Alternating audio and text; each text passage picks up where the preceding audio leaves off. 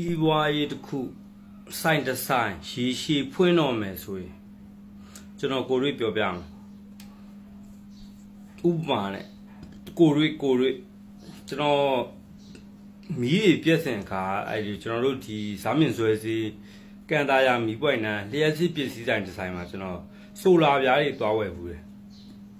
အဲ့ဆိုလာပြားတွေဝယ်တော့ဆိုလာပြားတွေကတကယ်တမ်းကဗျာအဲ့ဆိုင်မှာ2 သိန်းကျော်တန်ပဲရှိတာ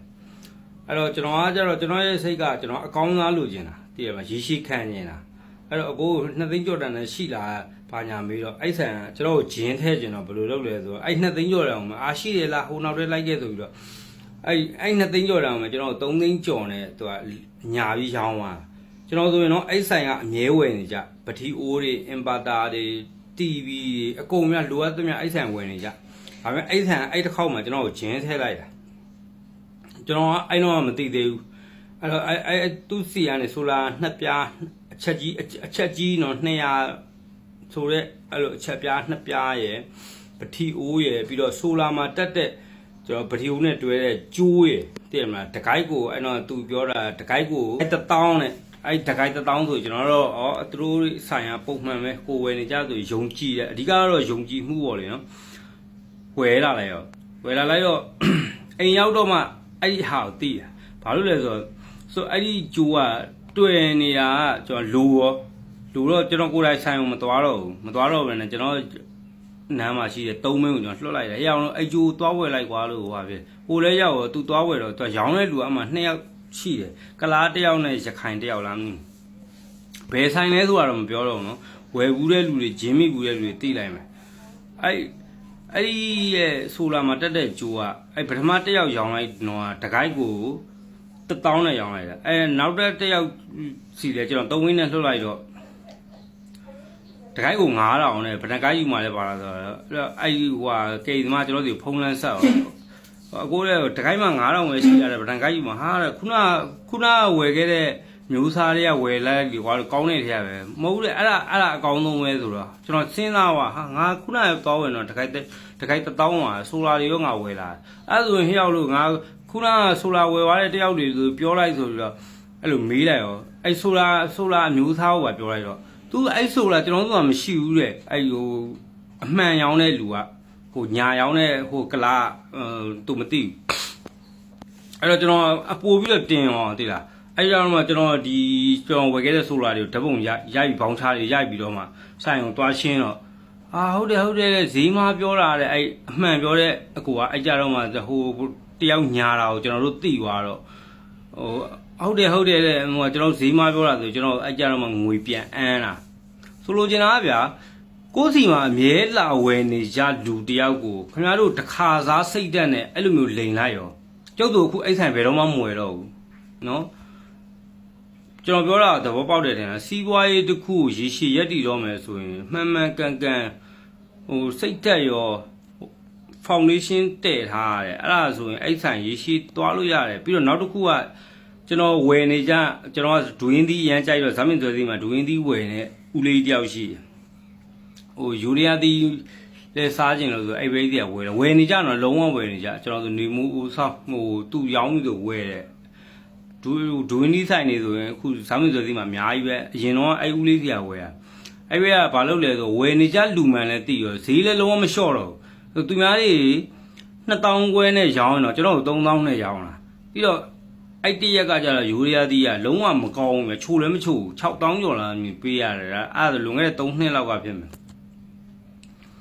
6000ကျော်လောက်ပေးရပြီးတော့ချိုလည်းမချိုတော့အဲ့ရှိမှာပဲသူခွဲနေတဲ့အချိန်မှာကိုဒွင်းသီးကမချိုဘူးနော်ကျွန်တော်ဟိုဟာဖြစ်ရင်ကိုလည်းမြည်ကြည့်အောင်ဆိုအဲ့အောင်တော့ခွဲပြီးသွားပြီလေကွာတဲ့ဆိုလိုချင်တာဗျာဝယ်နေကြလူမှုလို့လုံးလို့ရမှန်းသိလို့သိရမလားလူရင်းဖြစ်သွားလို့ဟိုဘေးသိန်းဆိုရင်လဲပေးတယ်ကျွန်တော်သူ့စီကဆက်စချင်းဝယ်တဲ့နှစ်တင်တော့ဆိုရင်ညီကြိုက်လားမကြိုက်လဲပေးမယ်တော့အဲ့လိုမျိုးနောက်ပိုင်းကျတော့မဟုတ်တော့ဘူးမချိုးလဲဟဲ့ဒါလေးတော့ယူသွားပါကွာမင်းရတယ်မင်းမယူဘူးဆိုရင်ငါရင်ပြုတ်မှပါရင်လည်းသိရမလား6000ကျော်ကြီးပေးပြီဗျာချိုလည်းမချိုပဲနဲ့ကျုပ်တို့ကအဲ့ဒါယူခဲ့ရတာစိတ်ထဲမှာတော့တွေးလိုက်တာပေါ့ငါနောက်ဘယ်တော့မှမဝယ်တော့ဘူးဆိုလိုချင်တာအဲ့လိုမျိုးနောက်ဘယ်တော့မှမဝယ်တော့ဘူးဆိုတဲ့လူတွေများလာရင်ကိုယ်ဆိုင်မှာဝယ်နေကြလူတွေတယောက်ပြီးတယောက်ဆုံးရှုံးတယ်အဲ့မင်းတို့ဘက်ကလည်း ဟာဒီကောင်ငါဂျင်းထဲလို့ရတယ်ဒီကောင်တော့ငါအချိုကျွေးလို့ရတယ်ဆိုပြီးတော့တယောက်ပြီးတယောက်ဝင်လုံနေမှာအဲ့လူတွေကမင်းကိုတဖြည်းဖြည်းဆွန့်ခွာသွားတာပဲမှတ်မိလားစိုင်းနေအရင်ပြုတ်တယ်ဆိုတာအဲ့ဒီအချက်တွေလည်းပါတယ်ဒါကတော့ကျွန်တော်ကိုယ်တွေကျွန်တော်ဆိုအဲ့ဒွင်းသီးဆိုင်ရဲ့အဲ့ဒီရဲ့လျှက်စီးပစ္စည်းဆိုင်ရဲ့ဘယ်တော့မှမဝယ်တော့ဘူးသူ့ဆိုင်ဘလောက်ပဲပစ္စည်း quality ကောင်းနေပါသေးဒီဘက်ခေတ်မှာ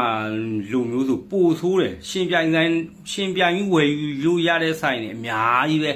အဲ့ဒါဟိုမှာကိုယ်ဆိုင်ကရိုးသားမှုရဲ့ကြိုးစားမှုရဲ့ foundation ကိုတည်ထားပြီးတော့မှကျန်တဲ့ quality တွေကိုပြရောင်းရတာเนาะဒါကကျွန်တော်ရဲ့ကိုယ်တွေကိုပြောပြတာအဲ့တော့နောက်ဘယ်တော့မှမွေတော့မဲ့ဆိုင်ထဲမှာမင်းပမသွားကြုံဆိုရင်ယူသားရမယ်เนาะပြီးတော့ကြိုးစားရမယ်ကျုပ်တို့တက်တူလဲထိုးနီး၎င်းမဲ့เนาะ